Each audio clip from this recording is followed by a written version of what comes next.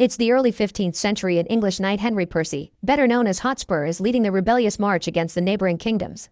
After another victorious battle against the Scots, Hotspur asks his king to pay for the ransom Wales asks for his cousin, but the king refuses, thinking it isn't worth the trouble. Hotspur loses his temper and insults the king, mentioning how he's ignoring all the years of service his family has provided before stomping out of the room. Meanwhile, Prince Henry is living in a modest house in town, pretending to be a commoner named Hal. He has no interest in politics or the throne, and he spends his days in the company of women or drinking with his companion John Falstaff, who is a retired knight. One afternoon, he's approached by a messenger from the castle that informs him the king is ill and requests his son to go see him. At first, Henry turns down the invitation, but John talks to him later and convinces him that not going would be worse than confronting his father because he'll have to live all his life with a regret. Henry gives in and goes to see his father, who tells him what he already expected. Henry may be the oldest son, but he won't be king. The throne will go to his brother Thomas instead. The king knows Henry doesn't want the position anyway, but he felt it was his duty to say these things directly to his son. Henry is indeed perfectly fine with this decision, but he does get upset when he hears Thomas will march against Hotspur the next day. He doesn't think the new generation should get involved in their father's feuds, but Thomas ignores his worry. That night, Henry can't bring himself to have fun because he keeps thinking about Thomas putting himself in danger, so the following day he goes to see his brother on the battlefield.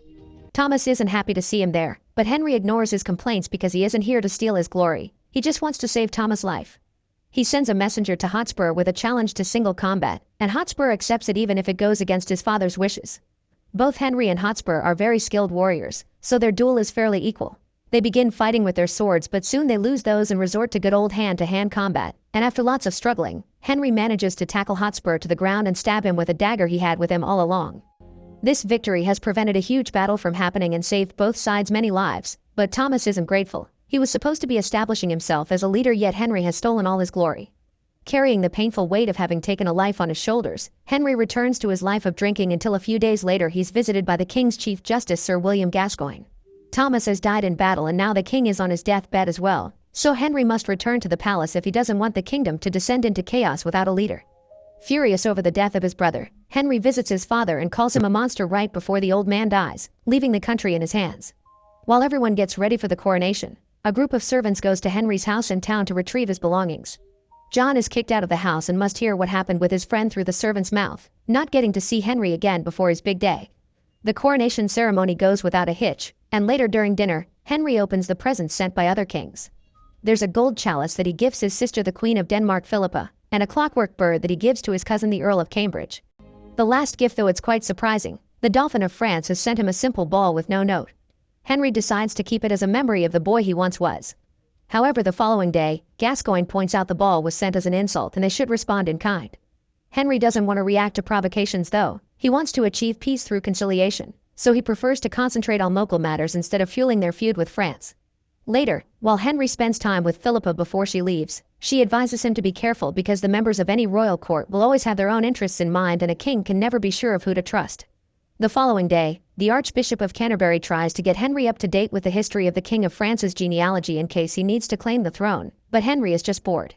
It doesn't matter what his father wanted, Henry has no intentions of invading France or Jerusalem, and such a decision isn't well received among the nobles of his court. After the meeting is over, Gascoigne commends Henry for caring about his people, but he also points out that not doing anything against France's taunting makes him look like a coward. Meanwhile, John is starting to discover how hard life is without the prince's company. People don't receive him as well in taverns, and he's expected to pay for his own stuff. When he mentions having a friend in high places, the innkeeper just reminds him he's been left behind like an old dog. Sometime later, Henry interrogates a prisoner that seeks asylum in exchange for information. He claims to be an assassin sent by the King of France to kill Henry, and such information is seen by the court nobles as a direct act of war. However, Henry still doesn't give in and sends the King of France a letter saying that sending an assassin is a cowardly act, so if he wants war, he should send his army and fight properly. Henry's decision becomes a subject of concern among nobles. The Earl of Cambridge and Lord Grey are approached by French agents that want them to change sides, so the two of them go to talk to Gascoigne to ask for his advice because they're losing faith in their king and the French offer is much more appealing. After promising to do something about it, Gascoigne talks to Henry again, pointing out how letting these issues simmer always ends up badly, and this is Henry's opportunity to unite the land for good. Seeing as he doesn't have much of a choice, Henry accepts to start a war with France, taking the actions of those agents towards his nobles as the third and final strike. He also orders the Earl of Cambridge and Lord Grey to lose their heads, disappointed that someone he called a friend turned out to be in cahoots with the enemy. Needing someone he can trust and depend on, Henry goes to town in search of John, who is upset because he's been ignored all this time. Henry apologizes for not contacting him sooner, but he's obviously been busy, and now he needs his best friend again. He wants John to be the marshal of his chief military strategist, and John accepts under one condition: Henry must pay for his debt at the inn. Sometime later, Henry and his army sail to France. Shortly after arriving, they find an abandoned village and decide to set camp there so they can build catapults to attack Harfleur. Henry wants to win this through a siege so he can avoid sacrificing men so soon, but days continue to pass without any results. The nobles are getting anxious and the archbishop insists on attacking, but Henry refuses, and this time, Gascoigne backs him up because it's important for them to establish a garrison stronghold here for their lines of supply from England. Fortunately, the plan does work and Harfleur surrenders. The leader asks for only one condition: for the women and the children to be freed, and Henry accepts giving them such mercy. Later, they're visited by Louis, the Dauphin of France, who proceeds to describe in disturbing detail what he will do to Henry and his army if they don't surrender now. Henry admits the tale was stirring, but only wishes the Dauphin good night before leaving the tent and asking John to get the army ready to march again. After many miles of traveling, the party sets up camp again and sends 3 young pages to gather wood. Luce finds them and kills 2 of them before sending the third one back with a head in his hands as a message. As a response, Henry orders John to kill all their French prisoners and send their bodies to be put on spikes by the river, but John refuses to obey because neither he nor Henry is that kind of bloodthirsty man. The next day, Henry and his army march again until they make it to the hills, where a blood-curdling surprise awaits them: Louis' army, which outnumbers them by a huge amount. The nobles advise Henry to retreat, but John cuts in, explaining he has a plan. The ground between armies is a flood bowl, and since John's sure it will rain tonight because his knee is aching, that ground will become a muddy bog. The French army is made of mounted men, which equals heavy armor and horses that will get stuck in the bog. Henry can send some men as bait to lure them out, and once they're stuck, the rest of Henry's army can attack on foot and while wearing no armor, so they should be able to move freely and quickly when the French can't. Together with Henry's skillful archers, this speed can prove to be an amazing advantage. The nobles think the plan is incredibly dumb, but Henry trusts John and decides to give him a chance. If it rains during the night, they'll attack in the morning. Fortunately, the prediction comes true and it rains during the night, so as soon as the sun rises, the army gets ready to execute the plan. Henry gets upset when he sees John get ready to lead the bait party, so he decides to pay Louis a visit to ask for a single combat as he had done with Hotspur. Louis turns down the offer, too confident in his bigger army and implying Henry is doing this because he's scared to lose the battle. Angry but still determined, Henry returns to his men and gives an encouraging speech before hiding in the woods while the bait team goes out to fight.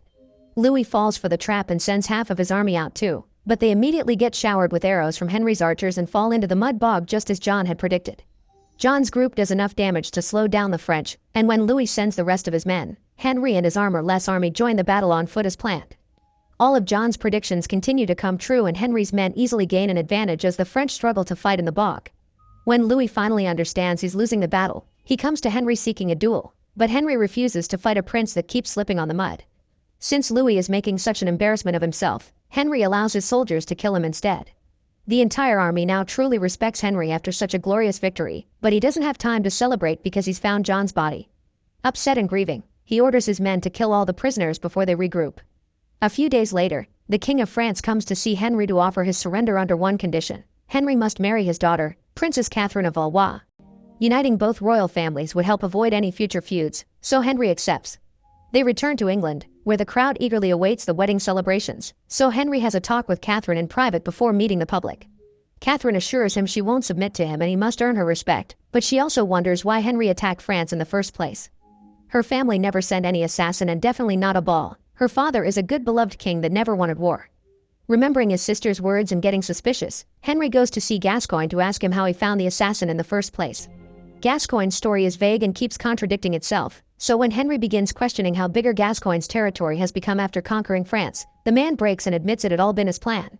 He made up France's acts of aggression but he doesn't regret it, because this is what Henry wanted. True peace can only be forged through victory, and now the kingdoms have finally been united. Gascoigne gets on his knee to appeal to his king's greatness, but Henry just uses his dagger to kill him in one swift movement. Afterward, Henry reunites with Catherine and makes her promise she'll always be honest with him. Catherine gives him her word as they hear the crowd outside chanting Henry's name. Make sure to subscribe and turn on notifications so you can watch more videos like this. Thanks for watching.